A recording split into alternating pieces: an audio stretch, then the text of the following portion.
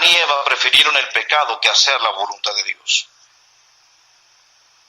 ¿Cómo comparar el placer temporal del pecado con las riquezas de las bendiciones de Dios para la vida, para el matrimonio, para la familia? Desafortunadamente, en nuestra familia de la fe, hay muchos matrimonios que prefieren seguir el plan de Satanás, el plan del mundo, que el plan de Dios. Adán y Eva perdieron todo por nada. No se conformaron con la voluntad de Dios para ellos. Prefirieron el plan de Satanás que el plan de Dios. Prefirieron el pecado que hacer la voluntad de Dios. Y terminaron perdiendo todo. En el libro de Génesis, capítulo 3 y versículo 16, dice la Biblia: a la mujer dijo, estos después de que pecaron, a la mujer dijo: multiplicaré en gran manera los dolores en tus preñeces. Con dolor darás a luz los hijos, y tu deseo será para tu marido, y él se enseñoreará de ti. Y el hombre dijo: por cuanto obedeciste a la voz de tu mujer, y comiste del árbol que te mandé diciendo, no comerás de él, maldita será la tierra por tu causa, con dolor comerás de ella todos los días de tu vida. Espinos y cardos te producirá, y comerás plantas del campo. Con el sudor de tu rostro comerás el pan hasta que vuelvas a la tierra, porque de ella fuiste tomado, pues polvo eres, y al polvo volverás. Ellos perdieron todo lo que tenían. El hombre perdió su autoridad. Perdieron el paraíso. La mujer le iba a costar el someterse a su marido. Iba a dar a luz con dolor. El pecado iba a reinar en ellos. Ellos también heredaron un mundo lleno de cardos y de espinos para sus hijos. Es decir, que cuando Caín y Abel nacieron en un mundo ya lleno de cardos y de espinos. Ellos no pudieron disfrutar el paraíso que Dios había dado a Adán y a Eva. Ellos nacieron ya fuera del paraíso. Qué triste que después de haberlo tenido todo, perdieron todo por nada. Cuando Dios viene a ellos, se acerca con una pregunta para cada uno. En Génesis 3 y versículo 9 encontramos la primera pregunta. Le dice Dios a Adán: mas Jehová Dios llamó al hombre y le dijo: ¿dónde estás tú? ¿Dónde estás tú? Que después de desobedecer a Dios, después de traer todo este mal a la casa, Dios le pregunta al hombre: ¿dónde estás tú? Por supuesto, pudiéramos aplicar esa pregunta en muchas formas. Le dice al hombre: ¿dónde estás tú? Pudiera decirle Dios al hombre: ¿dónde estás tú en tu vida espiritual? ¿Dónde estás tú en tu responsabilidad de cuidar a tu esposa? ¿Dónde estás tú? ¿Dónde estás en tu vida espiritual? ¿Dónde te has quedado? El apóstol Pablo hizo una pregunta, digamos, similar cuando le dijo en una pregunta retórica, le dijo a la iglesia de Gálatas: ¿quién nos estorbó? ¿Quién nos estorbó? Diciendo: ¿dónde te quedaste? ¿Por qué te quedaste en el camino? Dios le pregunta al hombre: ¿en dónde estás tú? Y esa es una pregunta que debemos de recibir todos los varones de parte de Dios. ¿En dónde estamos? ¿En dónde estamos en nuestra responsabilidad? ¿Dónde estamos en nuestro caminar con Dios? ¿En dónde estamos en nuestro rol en el matrimonio? ¿En dónde estamos en nuestra relación matrimonial? ¿En dónde está nuestra vida espiritual? Estamos más entregados a las cosas de este mundo que a las cosas de Dios. Debemos de cuidar a nuestra esposa emocional y espiritualmente. Debemos de cuidar de ella. ¿En dónde estamos nosotros en nuestra responsabilidad? Muchas mujeres se salen de la voluntad de Dios porque el hombre se interesa más en sus otras responsabilidades que en cuidar de su esposa. Y no podemos llegar a ser este refrán o este dicho o este proverbio popular parte de nuestra vida que dice: candil de la calle y oscuridad de la casa. ¿En dónde estás, hermano? ¿En dónde estás en tu vida espiritual?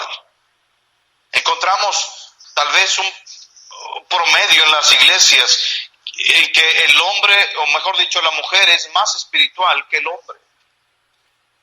La mujer está más entregada a las cosas de Dios que el hombre. Y no está mal que la mujer esté entregada a las cosas de Dios. El problema es que los hombres no están o no estamos entregados a las cosas de Dios como debiéramos de estar. Son las mujeres las que empujan a la familia a la iglesia. Son las mujeres las que quieren servir en la iglesia. Son las mujeres las que miran por la vida espiritual de los hijos y no los hombres.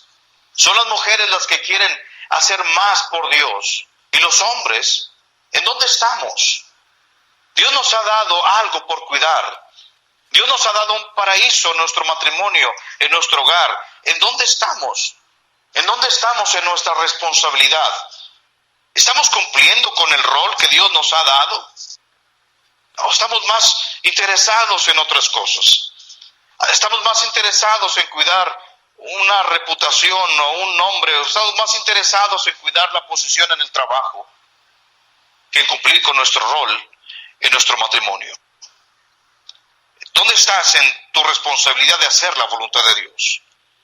Si la responsabilidad primaria del hombre es ser más y más como Cristo, ¿en dónde estamos? ¿Por qué en lugar de ser más y más como Cristo nos hacemos más y más como el mundo? ¿Por qué en lugar de ser más espirituales estamos siendo más carnales? Muchos hombres creen que la iglesia y la vida espiritual es para las mujeres y los niños, pero están muy equivocados. Somos los hombres los responsables de dirigir a nuestro matrimonio e hijos en el camino de Dios. No somos los líderes para hacer lo que se nos pegue la gana. Somos los líderes para dirigir a nuestra familia en las cosas de Dios. El hombre debe de levantar a Dios con su vida y con su familia. ¿En dónde estás? ¿En dónde estás tú? La segunda pregunta la encontramos en el versículo 13. Entonces Jehová Dios, dijo a la mujer, ¿qué es lo que has hecho? Qué pregunta tan importante. Para la mujer le dice Dios, ¿qué es lo que has hecho? ¿Qué has hecho de tu esposo? Mujer, ¿qué has hecho de él? ¿Cómo le has ayudado para que sea más como Cristo? ¿Cómo has hecho, cómo has trabajado, cómo has intentado para que tu esposo sea más y más como Cristo? Si la responsabilidad del hombre es ser más como Cristo, y la responsabilidad principal de la mujer es ser ayuda idónea del hombre para que cumpla la voluntad de Dios, hermana, ¿qué has hecho tú? ¿Qué has hecho de tu esposo? ¿Eres un obstáculo para que él haga la voluntad de Dios? ¿Eres como un grillete en el pie o en los pies de tu esposo para que no avance en las cosas de Dios? ¿Eres tú como aquel proverbio que dice gangrena en lugar de corona de tu esposo?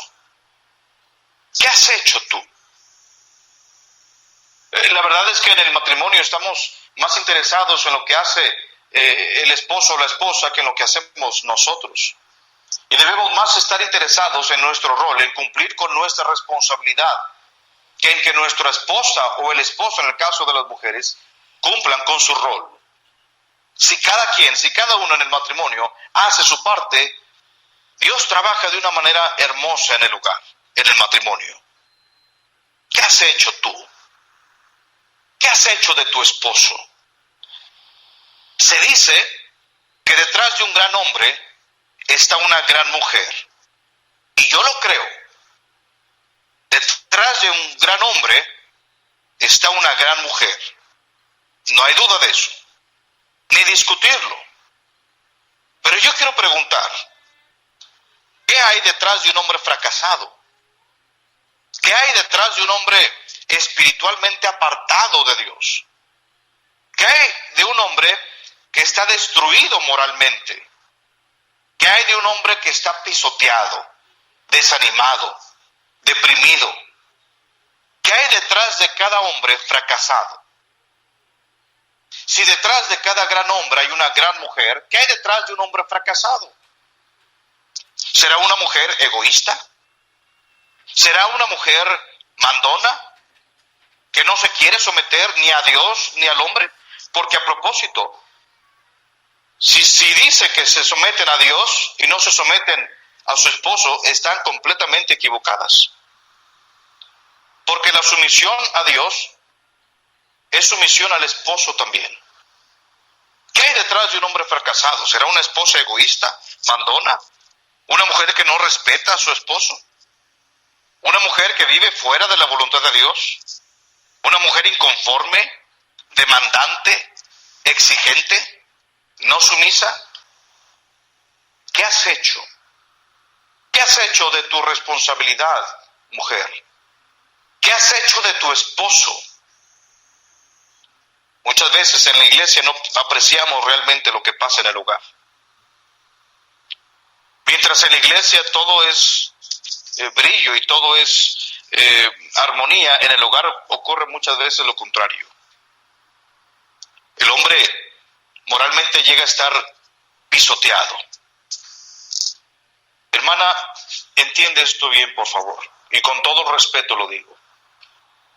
Si el jefe en el trabajo pisotea a tu esposo, créeme, él se puede levantar. Si los padres de tu esposo lo llegan a pisotear moralmente, créeme, él se puede levantar. Pero si la esposa lo pisotea moralmente, emocionalmente, va a estar muy difícil que él se llegue a levantar. Porque los hombres dependemos de nuestra ayuda y no tenemos a nadie más que Dios ha puesto para nuestra ayuda en el matrimonio que a la misma esposa. ¿Qué has hecho tú? Hombre, ¿en dónde estás tú? Tal vez es difícil que nuestra esposa nos siga o nos apoye o nos ayude porque estamos haciendo todo fuera de la voluntad de Dios. Porque estamos viviendo más en la carne que en el Espíritu de Dios. Y no le hacemos fácil a nuestra esposa que nos ayude porque estamos echando todo a perder. ¿En dónde estás tú, hermano? Mujer, ¿qué has hecho tú? ¿Qué has hecho de tu responsabilidad? ¿Qué has hecho de tu esposo? Termino con esto. ¿Cómo podemos cuidar nuestro reino? ¿Cómo podemos cuidar lo que Dios nos ha dado? Número 1, confórmate a la voluntad de Dios. No cambies lo que Dios te da por lo que el mundo te ofrece. Confórmate a la voluntad de Dios. La palabra conformar significa tomar la forma de algo. Por ejemplo, muchas personas hacen gelatina. Cuando hacen la sustancia, por supuesto, está en un estado líquido. Cuando lo vacían en diferentes moldes. Puede escoger molde de triángulos, redondos, de estrellas, dependiendo del gusto de la persona. Lo vacía en líquido en el molde y espera que se cuaje y se haga sólido. Cuando se quita del molde, esa gelatina queda con la forma del molde. Eso es conformar. La Biblia nos dice que no debemos de conformarnos a este siglo, a este mundo. Debemos de conformarnos a la voluntad de Dios. Confórmate, toma la forma de la voluntad de Dios. Llega a asentarte en los principios de Dios y en la voluntad de Dios. No cambies lo que Dios te da por lo que el mundo te ofrece. No cambies el molde que Dios te da por lo que el mundo te ofrece. Número 1, confórmate a la voluntad de Dios. Número 2, entiende el rol tan importante que tienes en tu matrimonio. No busques hacer la parte de tu esposa, ni busques hacer la parte de tu esposo. Tú haz tu parte. Entiende el rol tan importante que tienes en el matrimonio. Número 3, no te apartes de tu caminar con Dios. No podemos ser buenos esposos o buenos padres si no andamos bien con Dios. No te apartes de tu caminar con Dios.